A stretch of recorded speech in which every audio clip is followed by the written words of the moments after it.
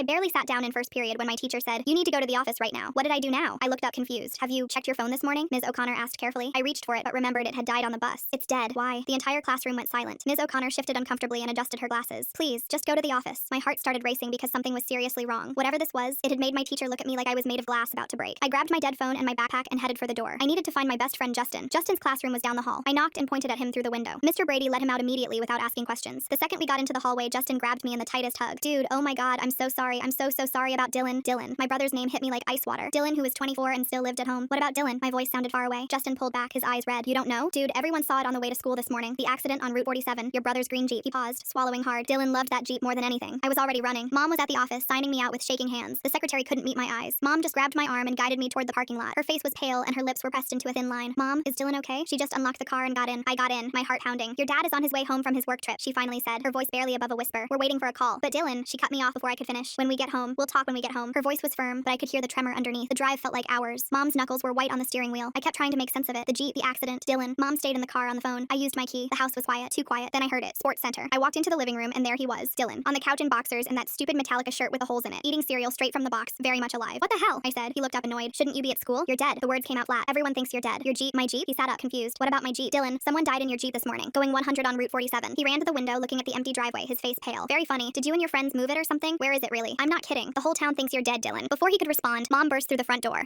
She took one look at Dylan standing there and let out a sound that didn't even sound human. She ran at him, sobbing, and grabbed him so hard he stumbled backward. Oh my god, you're alive, you're alive." She was shaking, her whole body trembling as she held onto him. Dylan's face went white. He looked at me over Mom's shoulder, finally understanding this wasn't a joke. Holy shit, if I'm not dead, then who? Then we heard more cars pulling into the driveway. Dylan ran to the window, still in his boxers. "It's the cops." Two officers got out, their faces grim and professional. They knocked and Dylan opened the door. "We need to speak with the family of Dylan Hayes," one said, then stopped, stared, blinked. "Are you?" "I'm Dylan Hayes," my brother said. The cop went pale. He grabbed his radio. "Unit 12, we have a situation. Dylan Hayes is alive. Repeat, Hayes is alive." "When did you last see your vehicle?" the other cop asked. "Friday night. I don't work weekends. I haven't left the house." Dylan pointed at the empty driveway. The cop wrote something down. "So, it could have been taken any time in the last 24 hours. The cops stayed for over 2 hours. They asked Dylan the same questions in different ways. Who had access to it? Did he leave the keys inside?" Mom sat on the couch the whole time, still holding Dylan's hand like she was afraid to let go. Then one of the officers' radios crackled. "We got an ID on the Route 47 victim. Jake Engler, 24. Parents reported him missing this morning." Dylan's face went white. "My best friend, Jake?" I felt my stomach drop. Jake, who practically grew up in our house. Jake, who knew Dylan always left his keys in the Jeep. Mom made a sound I'd never heard her make before. My phone had finally charged enough to turn on. The notifications flooded in. Then I saw it. Ring doorbell notifications from 1:47 a.m. I opened the app with shaking hands. "Wait," I said. The cops looked at me. "Our doorbell. It caught something." I pulled up the footage. There he was. Jake stumbling up to our door, pounding on it, waiting, pounding again. His face was red and blotchy, clearly drunk and crying. After 2 minutes of knocking, he disappeared around the side of the house. I was asleep, Dylan whispered. I had my earbuds in. I didn't hear him. I kept watching. Jake appeared back in frame, heading for the Jeep, which was parked in view of the doorbell camera. He got in, sat there for a minute with his head in his hands, and the Jeep started and pulled away. "You left the keys in it," I said quietly. "Like always." Dylan closed his eyes. He knew that. Point.